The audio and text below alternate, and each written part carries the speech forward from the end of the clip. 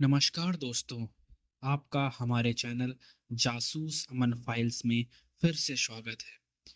तो आज हम देखने वाले हैं जासूस अमन और उसके सहयोगी पिद्दू सिंह का एक नया केस। तो चलिए बिना देरी के शुरू करते हैं आज का हमारा नया केस।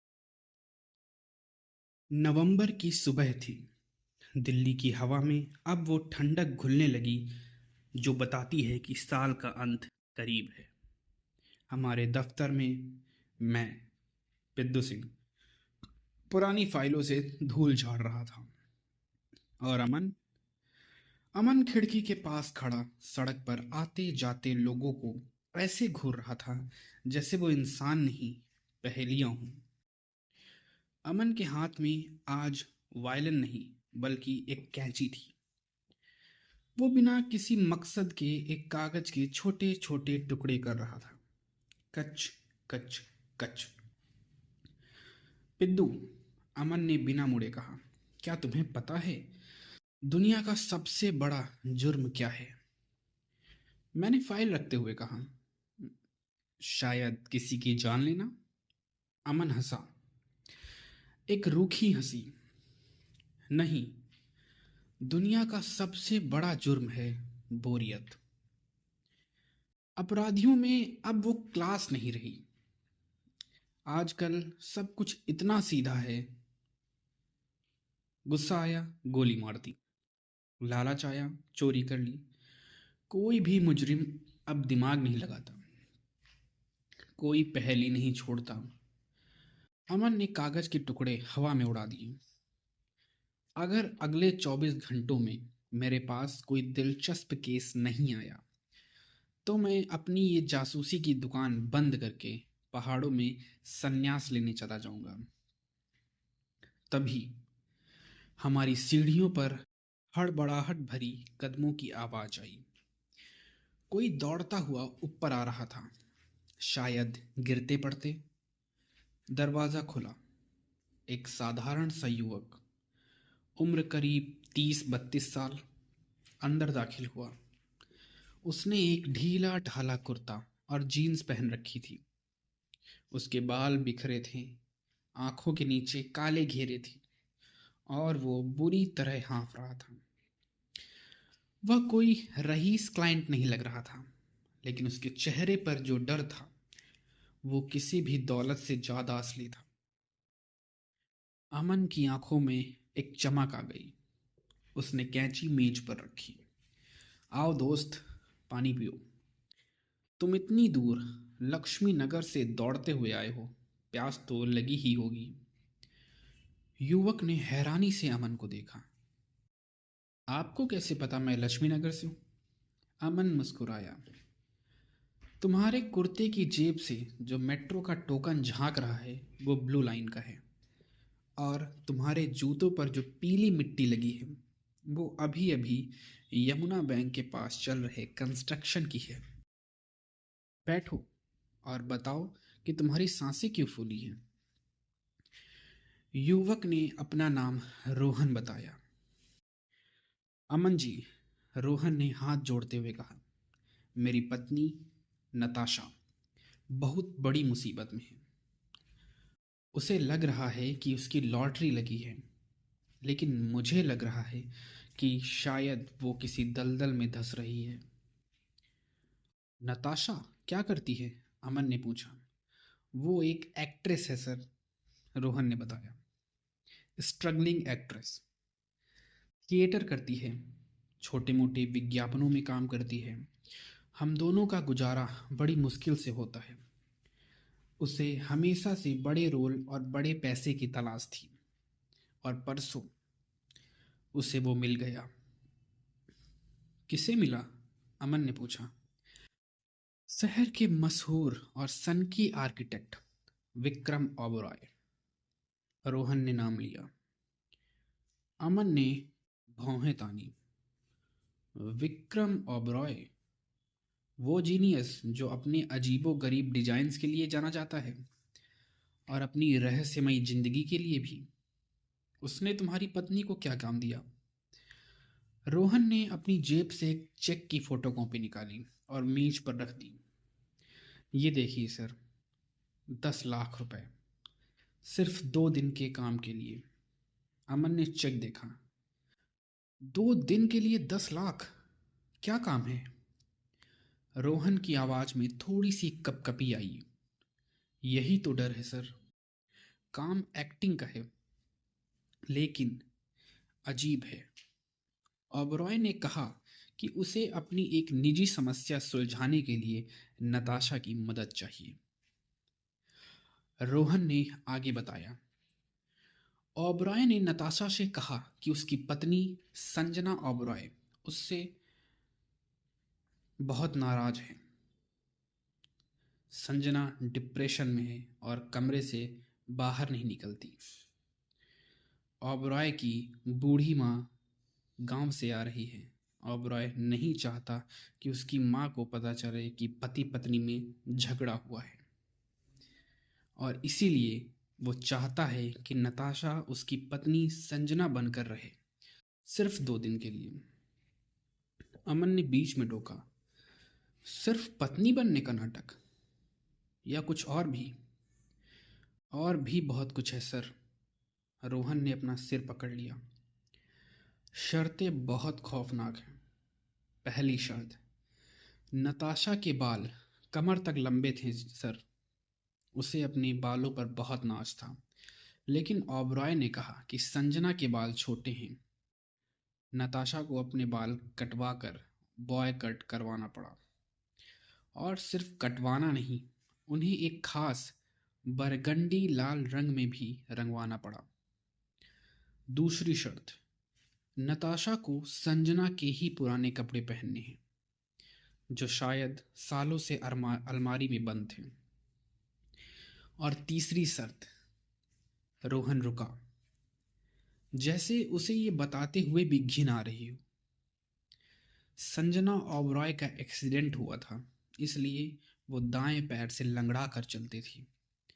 नताशा को पिछले 2 दिनों से ओबरॉय के सामने लंगड़ा कर चलने की प्रैक्टिस करवाई जा रही है। उसे वो चाल हूबहू कॉपी करनी है। मैंने अमन की तरफ देखा। अमन अब बिल्कुल शांत था, किसी शिकारी की तरह जो आहट सुन रहा हो।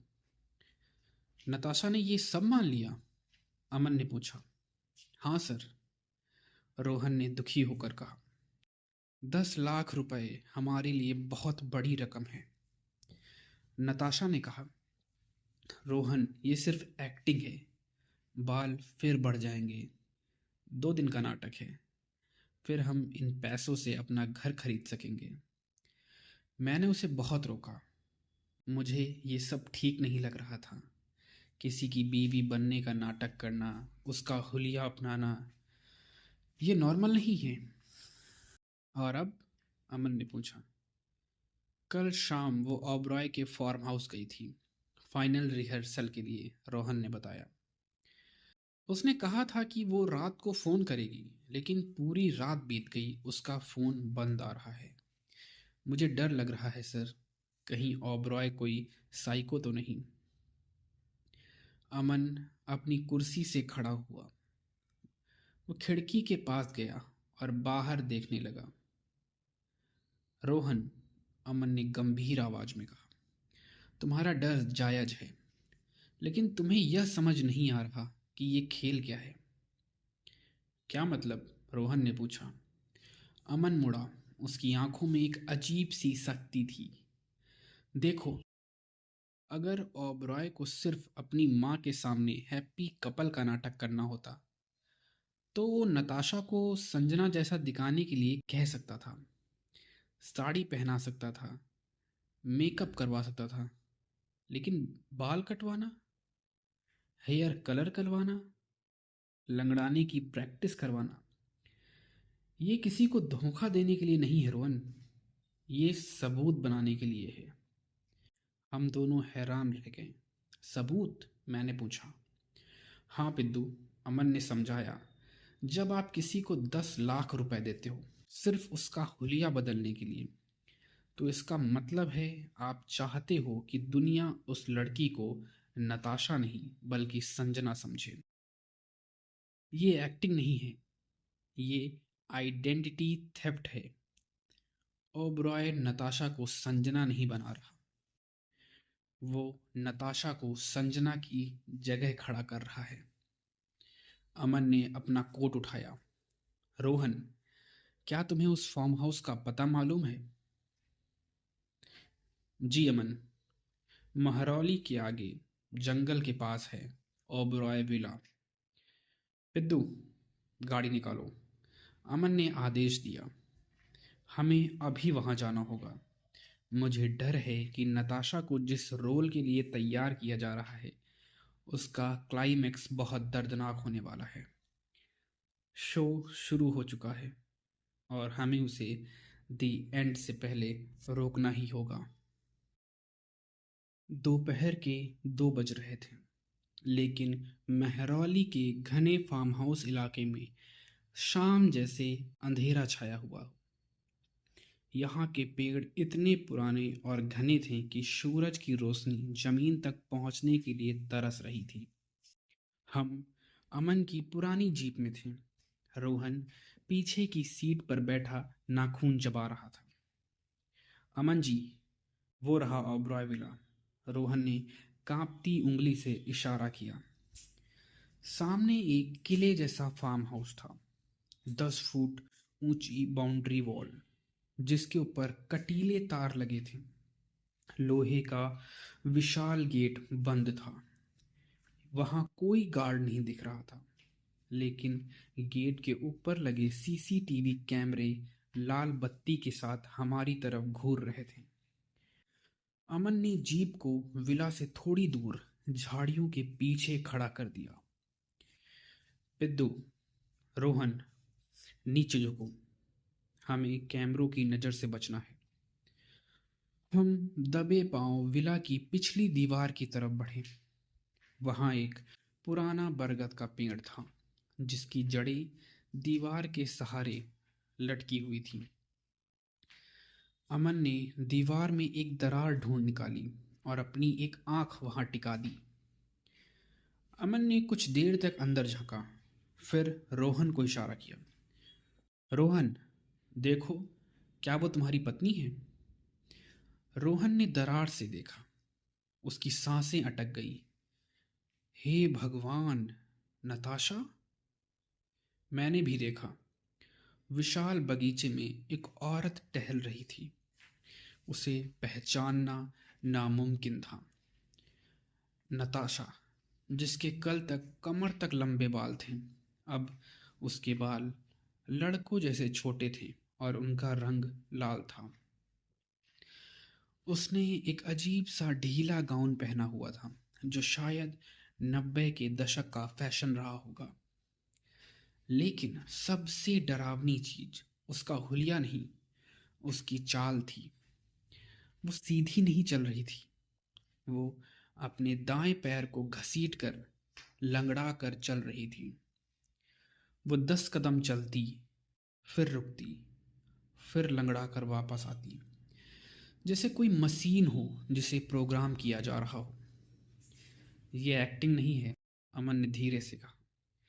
ये तो किसी की परछाई बनना हुआ। ओबराय उसे पूरी तरह मिटाकर उस पर अपनी बीवी का अक्स चढ़ा रहा है। रोहन से रहा नहीं गया। उसने अपने दोनों हाथों को मुंह पर रखा और एक खास तरह की सीटी बजाई। शायद ये पति पत्नी का कोई पुराना इशारा हो। बगीचे में नताशा चौंक गई। उसने इधर उधर देखा, फिर उसकी नज़र हमारी दीवार की तरफ गई।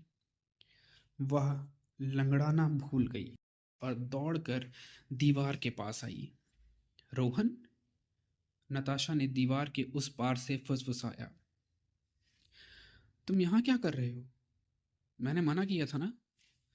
नताशा, मेरे साथ चलो, रोहन गिड़गिड़ाया। ये जगह ठीक नहीं है। देखो, मैंने अमन जी को बुलाया है, ये जासूस हैं। जासूस? नताशा भड़क गई।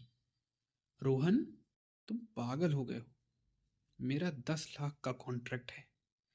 अगर विक्रम जी ने तुम्हें यहाँ देख लिया तो वो मुझे एक पैसा नहीं देंगे। जाओ यहाँ से। अमन ने रोहन को पीछे खींचा और खुद दरार के पास आया। नताशा जी, मैं अमन हूँ। शांत हो जाइए। हम आपका काम खराब करने नहीं आए। हम बस ये जानना चाहते हैं कि आखिर विक्रम ओबरॉय आपसे ये सब करवा क्यों रहा है। असली संजना ओबरॉय कहाँ है? नताशा ने एक गहरी सांस ली। उसे लगा शायद अब सच बताने से हम चले जाएं।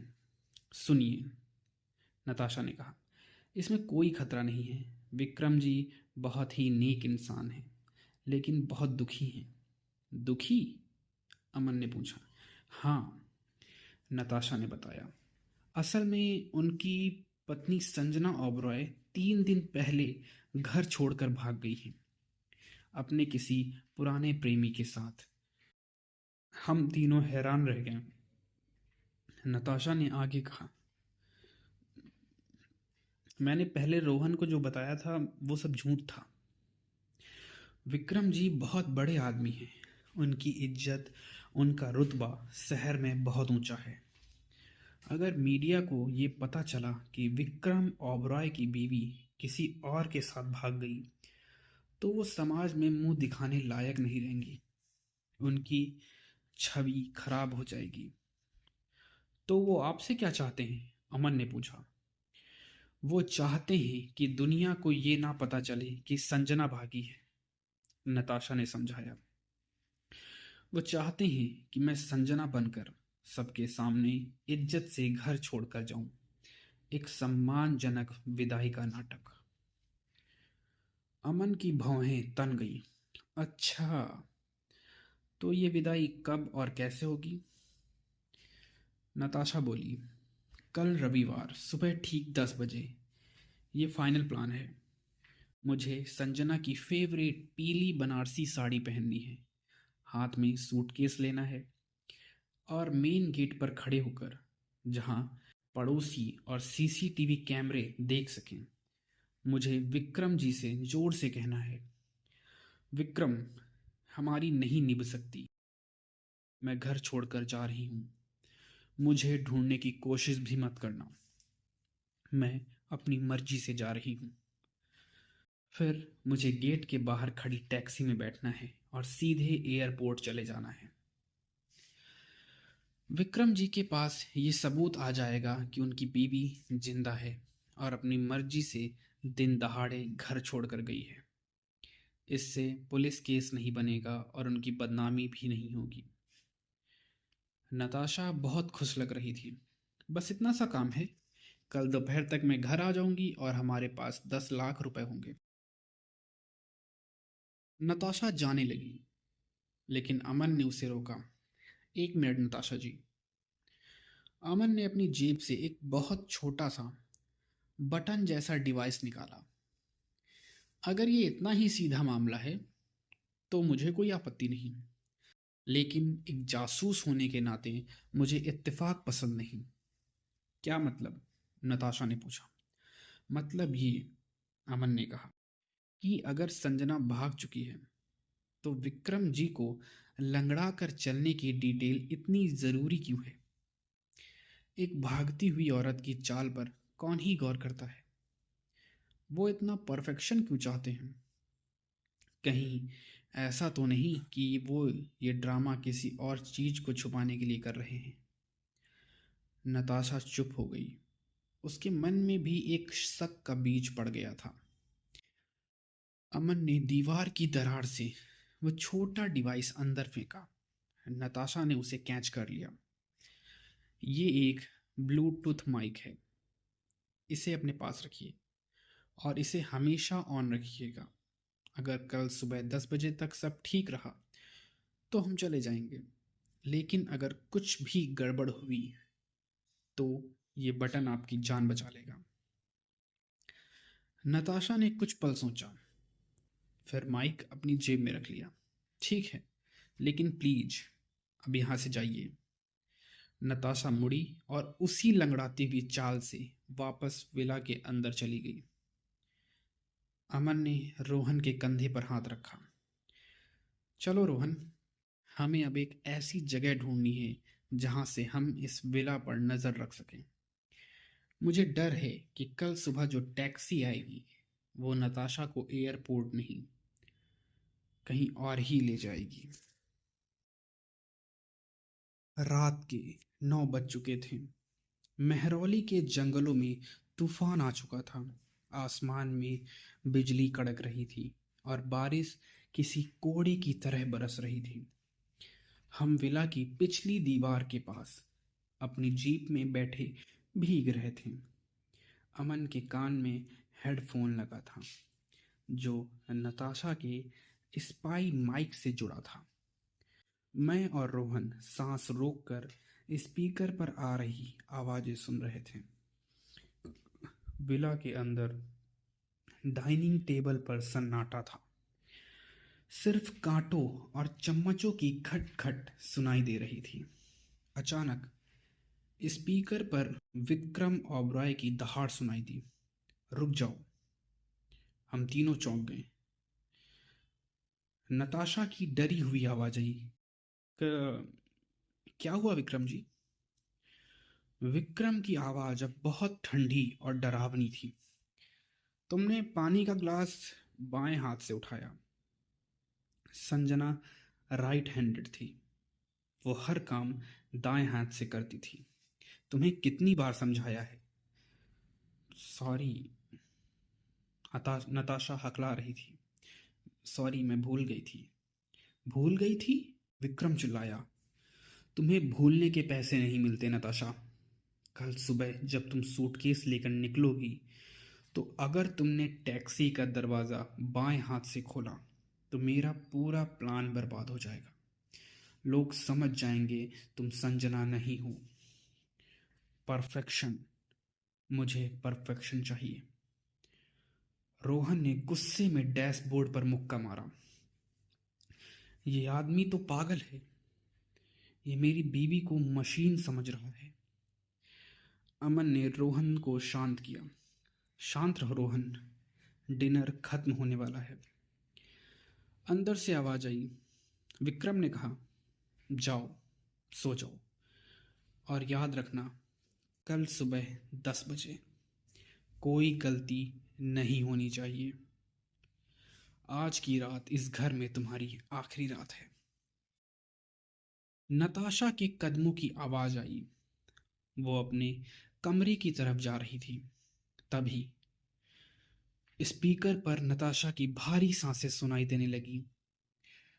नताशा धीरे से बोली, "हे भगवान, ये बदबू कैसी है?" अमन ने माइक में धीरे से पूछा, "नताशा, क्या हुआ? कैसी बदबू?" नताशा ने धीरे से जवाब दिया, "अमन जी, मैं गैलरी में हूँ।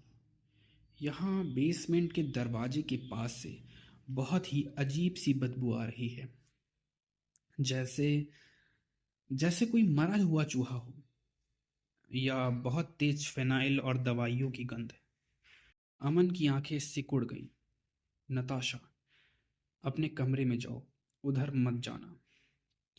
लेकिन नताशा के अंदर का डर अब जिज्ञासा में बदल चुका था।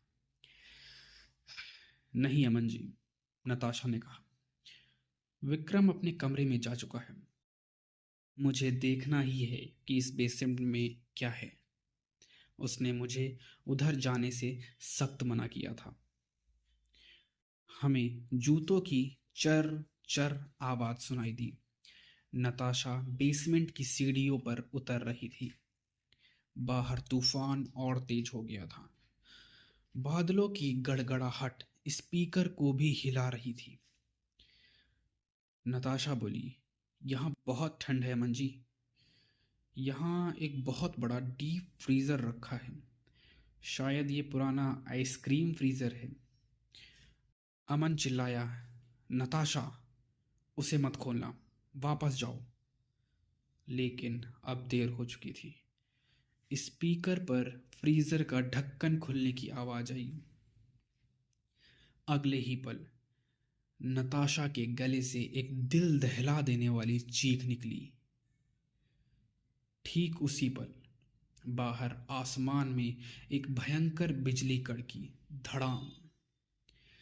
बादलों की गर्जन इतनी तेज थी कि उसने नताशा की चीख को पूरी तरह निगल लिया। विला के अंदर अपने कमरे में बैठे हुए विक्रम को शायद कुछ नहीं सुनाई दिया होगा।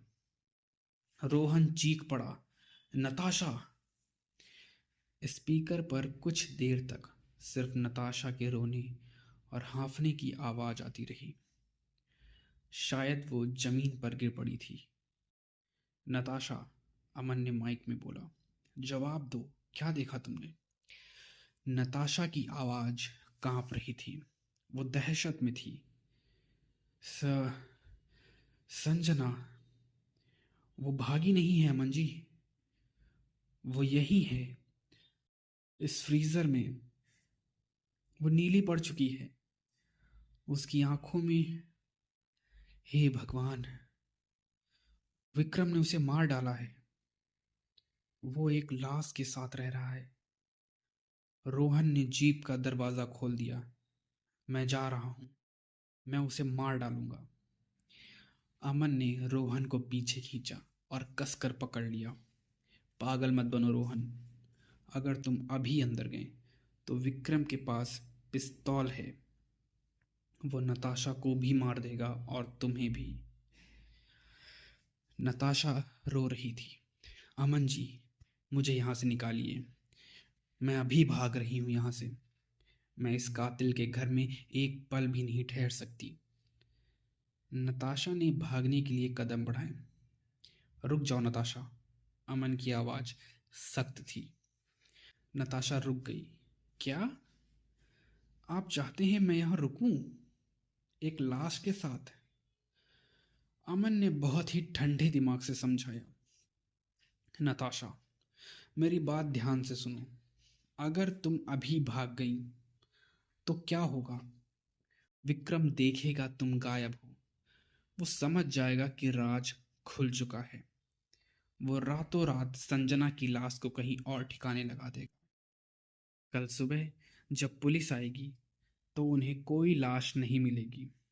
विक्रम कहेगा कि तुम और संजना दोनों भाग गई।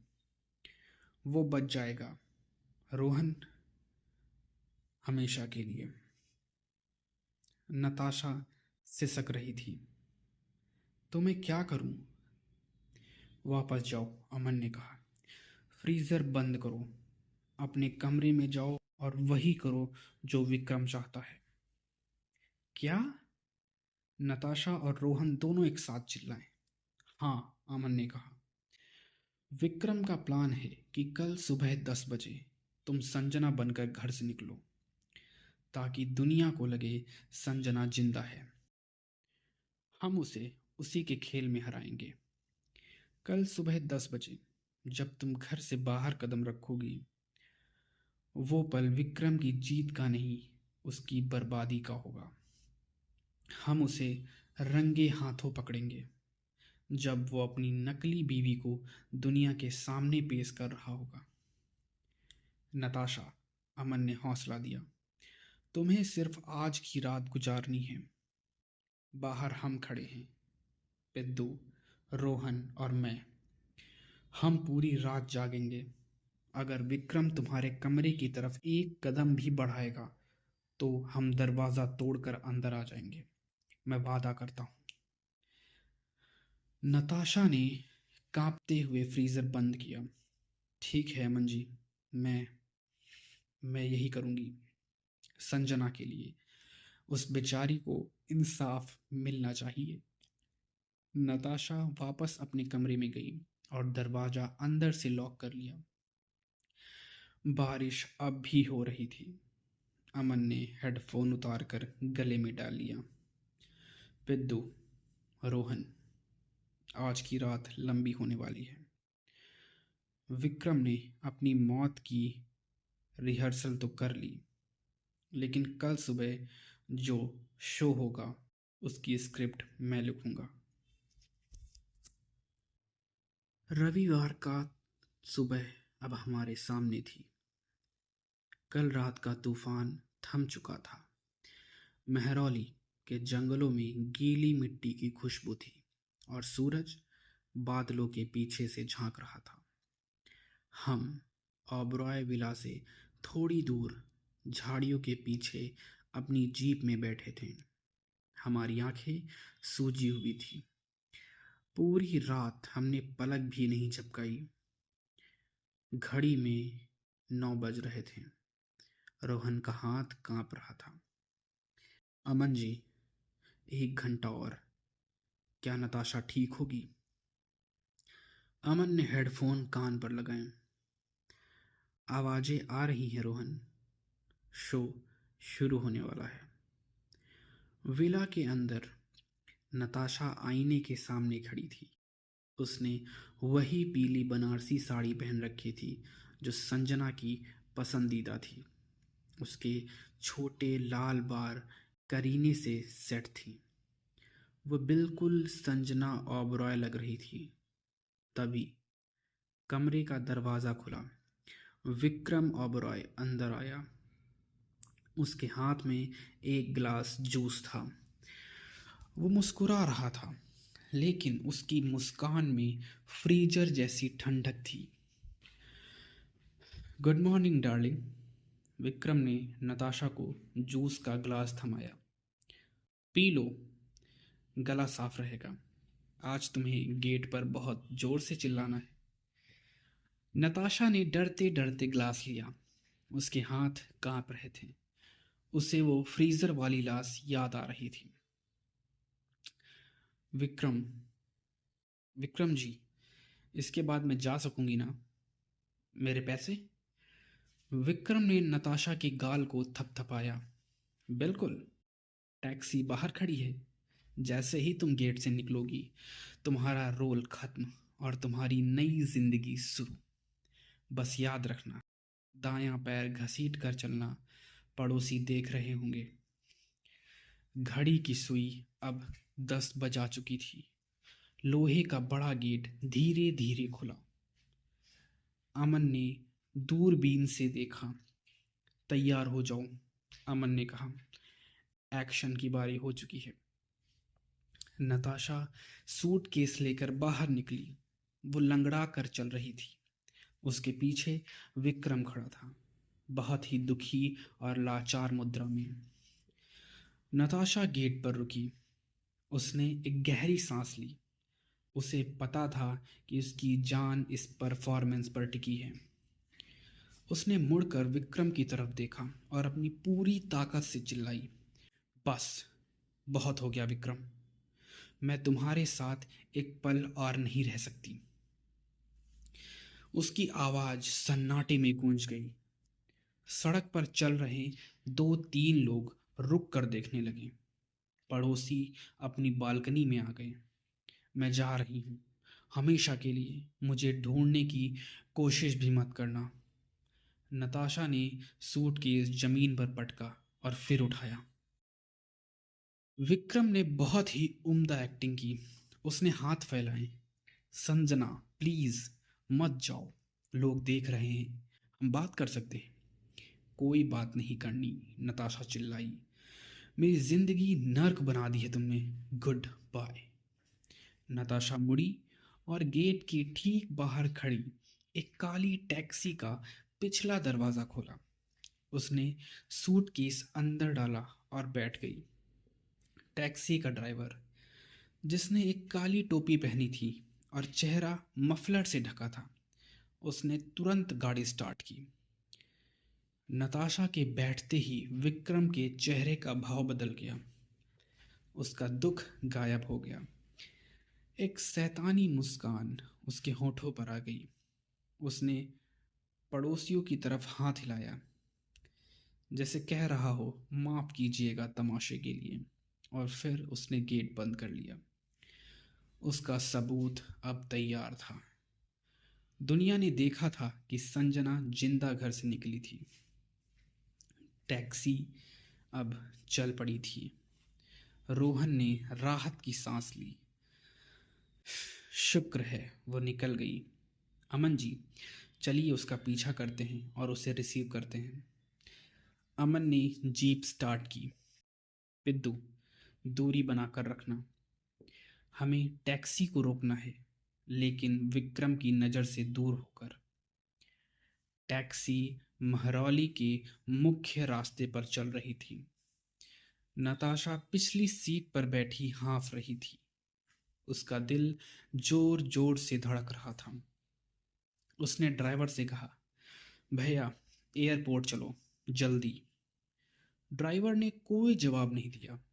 उसने रियर व्यू मिरर में नताशा को देखा। उसकी आंखें बहुत सर्द थीं। 10 मिनट बीत गए। अमन ने नक्शा देखा। अजीब है, एयरपोर्ट जाने के लिए इसे लेफ्ट लेना चाहिए था। ये सीधा क्यों जा रहा है? सड़क अब सुनसान होती जा रही थी। ये रास्ता शहर की तरफ नहीं, बल्कि अरावली की पहाड़ियों और खाइयों की तरफ जा रहा था। नताशा को भी शक हुआ। भैया, नताशा ने आवाज दी, ये रास्ता एयरपोर्ट का तो नहीं है। आप कहाँ जा रहे हैं? ड्राइवर चुप रहा। उसने गाड़ी की रफ्तार बढ़ा दी। गाड़ी रोको, नताशा चिल्लाई, मुझे उतरना है। उसने दरवाज़ा खोलने की कोशिश की। खटखट। दरवाज़ा लॉक था। उसमें चाइल्ड लॉक लगा हुआ था। हमारे स्पीकर पर नताशा की घबराहट साफ सुनाई दे रही थी। अमन जी, अमन जी बचाइए, ये ड्राइवर गाड़ी नहीं रोक रहा। ये मुझे जंगल की तरफ ले जा रहा है। अमन का चेहरा सख्त हो गया। मैं जानता था। अमन ने गियर बदला। विक्रम ओबरॉय अपनी नकली बीवी को जिंदा क्यों छोड़ेगा? गवाह को मिटाया जा रहा है रोहन। ये टैक्सी एयरपोर्ट नहीं, मौत की तरफ जा रही है। जीप की रफ्तार 80, 90, 100 पार कर गई। टैक्सी के अंदर नताशा खिड़की पीट रही थी। ड्राइवर ने पहली बार मुंह खोला। चिल्लाओ मत मैडम, उसने बहुत ही रूखी आवाज में कहा। साहब ने कहा है कि संजना मैडम को एक्सीडेंट में मरना है। एक्सीडेंट यहाँ नहीं, आगे पहाड़ी से गिरकर होगा। नताशा का खून जम गया। विक्रम का प्लान उसे घर से निकालना नहीं था। प्लान ये था, घर से निकलते हुए दिखाओ, फिर एक्सीडेंट करवा दो, ताकि सबको लगे संजना जिंदा है और लाश मिले तो पुलिस सोचे कि घर से निकलने के बाद हादसा हुआ है। इस तरह विक्रम पर कभी शक नहीं होगा। आगे का रास्ता पथरीला और घुमावदार था। एक तरफ घना जंगल, दूसरी तरफ गहरी खाई। हमारी जीप टैक्सी के करीब पहुंच रही थी। पिद्दू, अमन चिल्लाया, स्टीयरिंग संभालो। क्या? मैं हड़बड़ा सा गया। अमन, हम 100 की स्पीड पर हैं। अमन ने अपनी सीट बेल्ट खोली। संभालो। उसने स्टीयरिंग मेरे हाथ में दी और खिड़की से बाहर लटक गया। उसके हाथ में उसकी रिवॉल्वर थी। आगे टैक्सी थी। ड्राइवर ने हमें देख लिया था। वो गाड़ी को जिगजैग चला रहा था ताकि हम पास ना आ सकें। रोहन, अमन चिल्लाया, सिर नीचे करो, धाएं। अमन ने फायर किया। गोली टैक्सी के पिछले टायर के पास सड़क पर लगी। निशाना चूक गया था। ड्राइवर ने टैक्सी को खाई की तरफ मोड़ दिया। नताशा की चीख स्पीकर पर गूंज रही थी, नहीं, नहीं। पिद्दू, रफ्तार बढ़ाओ, अमन ने कहा। हमें उसे टक्कर मारनी होगी इससे पहले कि वो खाई तक पहुंच जाए। मैंने एक्सीलेटर पर पैर दबा दिया। जीप का इंजन दहाड़ा। हम टैक्सी के बिल्कुल बराबर आ गए। ड्राइवर ने अपनी खिड़की से बंदूक निकाली और हमारी तरफ तान दी। सड़क पर मौत का खेल चल रहा था। टैक्सी का ड्राइवर अपनी खिड़की से बंदूक निकालकर हमारी जीप पर निशाना साध चुका था। पिद्दू, सिर नीचे, अमन चिल्लाया। मैंने अपना सिर स्टीयरिंग व्हील पर झुका लिया। धाएं। एक गोली हमारी जीप के विंडशील्ड से टकराई और शीशे में दरार पड़ गई। अमन अभी भी खिड़की से बाहर लटका हुआ था। हवा के तेज थपेड़े उसका चेहरा काट रहे थे, लेकिन उसका हाथ बिल्कुल स्थिर था। उसने अपनी सांस रोकी और ट्रिगर दबाया। धाएं।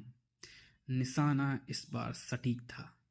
गोली सीधे टैक्सी के पिछले टायर में जा लगी। फटाक। टायर फटने की तेज आवाज आई। टैक्सी का संतुलन बिगड़ गया। वो सड़क पर सांप की तरह लहराने लगी। ड्राइवर ने ब्रेक मारा, लेकिन रफ्तार ज्यादा थी। गाड़ी सड़क से फिसली, बैरिकेड तोड़ा और सीधे खाई के किनारे जाकर रुक गई। मंजर दिल दहला देने वाला था। टैक्सी के आगे के 2 पहिए जमीन पर थे, लेकिन पिछला हिस्सा जहां नताशा बैठी थी हवा में झूल रहा था। नीचे हजारों फुट गहरी खाई थी। हमने जीप रोकी और दौड़ पड़े। टैक्सी का ड्राइवर, जो आगे की सीट पर था, तुरंत दरवाज़ा खोलकर बाहर कूद गया और जंगल की तरफ भागने लगा। पिद्दू, अमन चिल्लाया, ड्राइवर को मत छोड़ना, मैं नताशा को देखता हूँ। मैं ड्राइवर के पीछे भागा। अमन और रोहन टैक्सी की तरफ लपके। गाड़ी खतरनाक तरीके से हिल रही थी। चर मर। जरा सा भी वजन इधर उधर हुआ और गाड़ी नीचे गिर जाती। नताशा अंदर जम सी गई थी। वो रो भी नहीं पा रही थी। हिलो मत नताशा, अमन ने धीरे से कहा। बिल्कुल मत हिलना। अमन जमीन पर लेट गया और पेट के बल रेंगते हुए गाड़ी के पास पहुंचा। रोहन, मेरे पैर पकड़ो, अमन ने कहा। अमन ने अपना हाथ बढ़ाकर पिछला दरवाजा खोलने की कोशिश की। दरवाजा जाम था। नताशा, अमन ने शांत आवाज में कहा, खिड़की का शीशा खुला है, अपना हाथ मुझे दो, धीरे से। नताशा ने कांपते हुए हाथ बाहर निकाला। अमन ने उसकी कलाई कसकर पकड़ ली। अब, अमन चिल्लाया, रोहन खींचो। अमन ने पूरी ताकत से नताशा को खिड़की से बाहर खींचा। रोहन ने अमन को पीछे खींचा। एक झटके में नताशा बाहर आ गई और वे तीनों सड़क की धूल पर जा गिरे। उनके हटते ही गाड़ी का संतुलन बिगड़ गया। वह धीरे से सरकी और फिर खाई में समा गई। कुछ सेकंड बाद धड़ाम, नीचे से एक जोरदार धमाके की आवाज आई और आग का गुबार उठा। अगर 1 सेकंड की भी देरी होती तो नताशा उस आग का हिस्सा होती। इधर जंगल के किनारे मैंने उस ड्राइवर को दबोच लिया था। वो मुझसे हाथापाई कर रहा था, लेकिन मैंने उसे एक धोबी पछाड़ मारा और उसकी छाती पर चढ़ बैठा। अमन, रोहन और नताशा वहां आए। नताशा अभी भी सदमे में थी। रोहन ने उसे गले लगा रखा था। अमन ने ड्राइवर को कॉलर से उठाकर जीप के बोनट पर पटक दिया। उसने अपनी रिवॉल्वर की नली ड्राइवर के माथे पर रख दी। तुम्हारे पास जिंदा रहने के लिए 10 सेकंड हैं, अमन ने कहा। बताओ, तुम्हें किसने भेजा है? ड्राइवर के पसीने छूट रहे थे। वह जानता था कि ये आदमी पुलिस नहीं है, ये गोली मार सकता है। विक्रम ओबरॉय, ड्राइवर चिल्लाया। मुझे विक्रम ने भेजा था। प्लान क्या था? अमन ने पूछा। साहब, उसने मुझे 5 लाख रुपए दिए थे, ड्राइवर ने कबूला। उसने कहा था कि लड़की को मारकर एक्सीडेंट दिखाना है। प्लान ये था कि दुनिया सोचेगी संजना घर से गुस्से में निकली और रास्ते में उसका एक्सीडेंट हो गया और गाड़ी खाई में गिर गई। लाश जल गई तो पहचान भी नहीं पाएंगे, केस बंद हो जाएगा। नताशा ने ये सुना तो उसे उबकाई आ गई। वो जानवर, वो मुझे जलाना चाहता था। रोहन ने जेब से फ़ोन निकाला। मैं पुलिस को बुला रहा हूँ, उस कमीने को तो फांसी ही होगी। अमन ने रोहन का हाथ पकड़ लिया। नहीं रोहन, अभी नहीं। क्या मतलब? रोहन हैरान था। उसने मेरी बीवी को मारने की कोशिश की। मैं जानता हूँ, अमन ने समझाया, लेकिन अगर हमने अभी पुलिस बुलाई या विक्रम को पता चला कि नताशा जिंदा है तो वो सबसे पहले क्या करेगा? वो अपने घर के फ्रीजर में रखी असली संजना की लाश को गायब कर देगा। बिना लाश के हम साबित नहीं कर पाएंगे कि उसने खून किया है। वो अमीर है, अच्छे वकीलों के दम पर छूट जाएगा। तो हम क्या करें? नताशा ने पूछा। अमन की आंखों में एक खतरनाक सी चमक थी। हम उसे वही देंगे जो वो चाहता है, संजना की मौत की खबर। अमन ने ड्राइवर का फ़ोन निकाला और उसके हाथ में दिया। विक्रम को फ़ोन लगाओ और वही बोलना जो मैं कहूँ।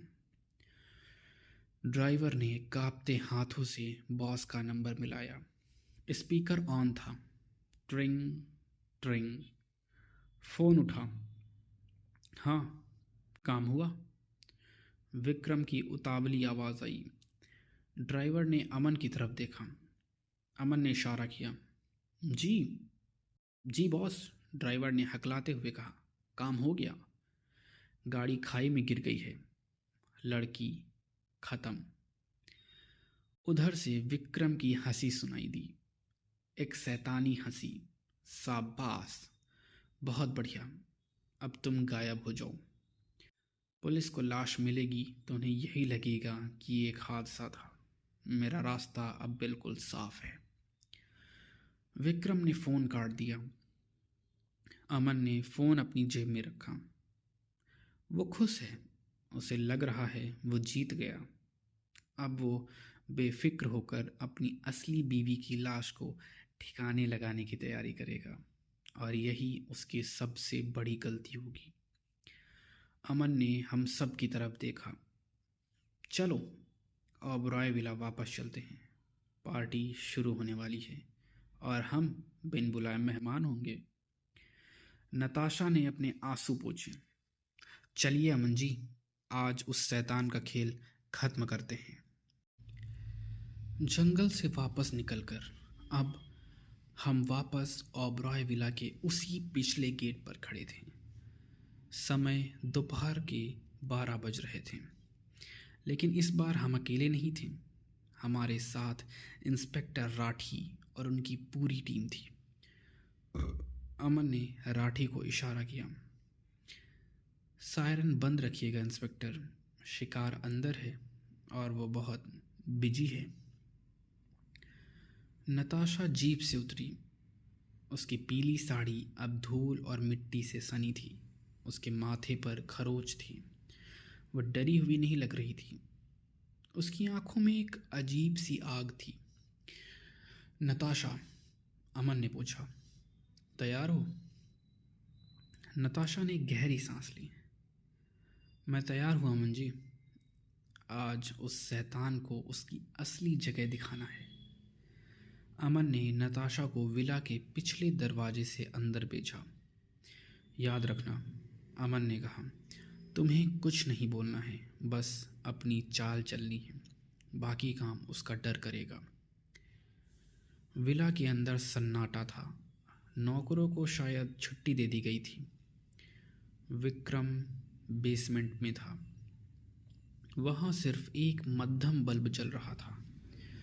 विक्रम ने वहाँ बड़ा डीप फ्रीज़र खोल रखा था।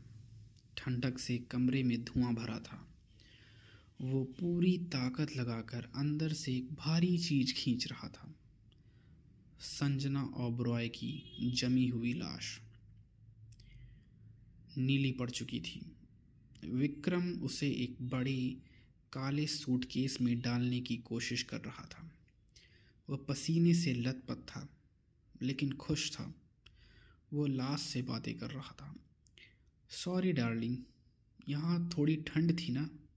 कोई बात नहीं, अब तुम एक लंबी यात्रा पर जा रही हो। तुम्हारी हमशक्ल यानी नताशा का काम तमाम हो गया है। पुलिस को लगेगा कि तुम खाई में गिरकर मरी हो, और असली तुम तो इस बगीचे की खाद बन जाओगी। विक्रम हंसा, एक जीत की हंसी। मैं जीनियस हूँ, मैंने परफेक्ट मर्डर प्लान किया। तभी बेसमेंट की सीढ़ियों से एक आवाज आई, टक टक। विक्रम की हंसी रुक गई, वो जम सा गया। कौन है? विक्रम चीखा। सन्नाटा था, और फिर वही आवाज, टक टक। ये किसी के लंगड़ा कर चलने की आवाज़ थी, बिल्कुल वैसी जैसी संजना चला करती थी। विक्रम का गला सूख गया। उसने लाश की तरफ देखा। लाश तो उसके सामने ही पड़ी थी। तो सीढ़ियों पर कौन था? रामू? काका? विक्रम चिल्लाया। कौन है वहां? सीढ़ियों के अंधेरे से एक आकृति धीरे धीरे नीचे उतरी। पीली साड़ी जो अब मैली थी, छोटे लाल बाल जो बिखरे हुए थे, और वो चाल दाएं पैर को घसीटते हुए। विक्रम की आंखें फटी की फटी रह गईं। उसे अपनी आंखों पर यकीन नहीं हो रहा था। नहीं नहीं। विक्रम पीछे हटा और फ्रीजर से टकराया। ये नामुमकिन है। नताशा, जिसे विक्रम मरा हुआ समझ रहा था, सीढ़ियों के आखिरी पायदान पर खड़ी थी। उसने अपना चेहरा ऊपर उठाया। धूल से सना चेहरा और पथराई हुई आंखें। वे एकटक विक्रम को देख रही थी। विक्रम कांपने लगा। उसका दिमाग काम करना बंद कर चुका था। उसे लगा ये नताशा की आत्मा है या संजना का भूत। तुम मर चुकी हो, विक्रम चिल्लाया। मैंने अभी फ़ोन पर सुना, टैक्सी खाई में गिर गई थी। मैंने ही तुम्हें मरवाया है। नताशा ने एक कदम और बढ़ाया। मुझसे दूर रहो। विक्रम ने पास पड़ा एक लोहे का रॉड उठा लिया। वो पागलों की तरह चिल्लाने लगा। हाँ, मैंने संजना को मारा। मैंने ही उसका गला घोटा था, और मैंने तुम्हें भी मरवाया। तुम दोनों मर चुकी हो। तुम वापस कैसे आ सकती हो? विक्रम का कबूलनामा गूंज रहा था। तभी क्लिक। पूरे बेसमेंट की लाइटें जल गईं। रोशनी इतनी तेज थी कि विक्रम की आंखें चौंधिया गईं। सीढ़ियों के पीछे से अमन, मैं, रोहन और इंस्पेक्टर राठी बाहर निकले। इंस्पेक्टर राठी के हाथ में हथकड़ी थी और अमन के हाथ में एक वीडियो कैमरा। कट। अमन ने ताली बजाई। क्या परफॉर्मेंस थी मिस्टर ओबरॉय। ऑस्कर ना सही, लेकिन उम्र कैद तो पक्की है। विक्रम ने चारों तरफ देखा। लाश उसके पैरों के पास थी। नताशा जिंदा सामने खड़ी थी। पुलिस ने उसे घेर लिया। उसके हाथ से रॉड गिर गई। ठन। तुम जिंदा हो? विक्रम ने नताशा को देखा। नताशा ने अपनी लंगड़ाने वाली चाल छोड़ी और सीधे खड़ी हो गई। वो आगे बढ़ी और विक्रम के गाल पर एक जोरदार तमाचा मारा। ये उस एक्टिंग की फीस है जो तुमने मुझसे करवाई, नताशा ने कहा। तुम्हें लगा तुम मेरी जान खरीद लोगे? रोहन दौड़ कर आया और नताशा को गले लगा लिया। इंस्पेक्टर राठी ने विक्रम को हथकड़ी पहनाई। विक्रम ओबरॉय, आपको अपनी पत्नी की हत्या और इस लड़की की हत्या की साजिश के जुर्म में गिरफ्तार किया जाता है। विक्रम कुछ नहीं बोला। वो बस उस लाश को देखता रहा जो अब तक उसका सबसे बड़ा राज थी और अब उसका सबसे बड़ा सबूत बन गई थी। शाम हो चली थी। पुलिस लाश और विक्रम को ले जा चुकी थी। ओबरॉय विला अब एक क्राइम सीन बन चुका था। हम गेट के बाहर खड़े थे। नताशा अपने बाल सही कर रही थी। वो अब नताशा लग रही थी, संजना नहीं। थैंक यू अमन जी, रोहन ने कहा। अगर आप नहीं होते तो आज मेरी पत्नी। अमन ने मुस्कुराकर रोहन के कंधे पर हाथ रखा। शुक्रिया मुझे नहीं, नताशा की हिम्मत को बोलो। इसने आज जिंदगी का सबसे मुश्किल रोल निभाया है। अमन ने उस विशाल विला की तरफ देखा। पिद्दू, विक्रम ओबरॉय शहर का सबसे बड़ा आर्किटेक्ट था। वो जानता था कि इमारतें कैसे बनती हैं, लेकिन वो ये भूल गया कि जुर्म की इमारत की नींव हमेशा कच्ची होती है। एक छोटी सी दरार और सब कुछ ढह जाता है। अमन ने अपनी जीप स्टार्ट की। चलो पिद्दू, बहुत थकान हो गई। अब मुझे अपनी चाय और वायलिन चाहिए। और हाँ, बोरियत का इलाज हो गया।